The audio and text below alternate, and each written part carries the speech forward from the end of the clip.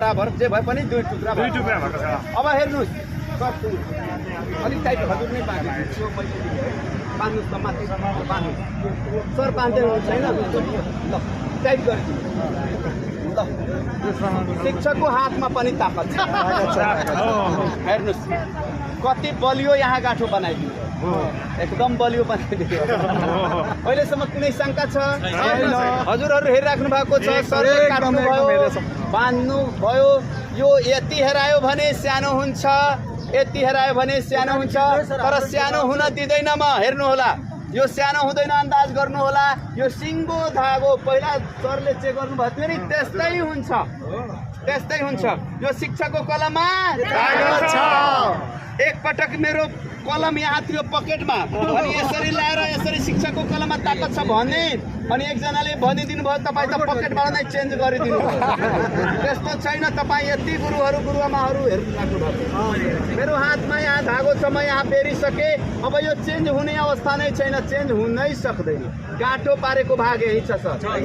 गाँठो पारेको भाग यही छ हजुर हेरिराख्नु भएको छ गाँठो पारेको भाग यही छ कि छैन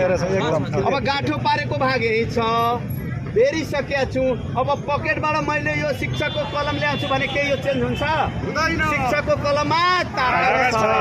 हेर्नुस् नभन्नु होला पकेटबाट नै चेन्ज गरिदिनु भयो सर तपाईँ ठुक गर्नु सर पु गर्नुहोस् धागो यही छ गाँठो यही पारेको भाग छ होइन गाँठो पारेको भाग यही छ अब अझ म बेरिरहेको छु नभन्नु होला कि सरले चेन्ज गरिदिनु भयो फेरि भन्नु होला कि पकेटबाट नै चेन्ज सर एकदम हेरिराख्नु भएको छ पकेटबाट चेन्ज गर्छ यति गुरुजीहरू एकदम केयरफुली हेरिराख्नु भएको छ गाँठो पारेको भाग यही छ गाँठो पारेको भाग यही छ ल हेर्नुहोस् गाँठो पारेको भाग यही छ बेरिसकेका छु यो शिक्षकको कलममा जोइन भइसक्यो कुन तन्त्रले कुन साइन्सले काम गर्यो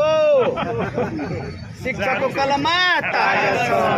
साँच्चै भनिरहेको छु जोइन भइसक्यो शिक्षकको कलममा जोइन भइसक्यो गुरु जोडिसक्यो ल सर अनि माथि हात गरेर सबैलाई देखिने गरी तपाईँ तान्नुहोस् अनि हेराइदिनुहोस् कहाँ काट्नु भएको थियो ल कहाँ काट्नु भएको थियो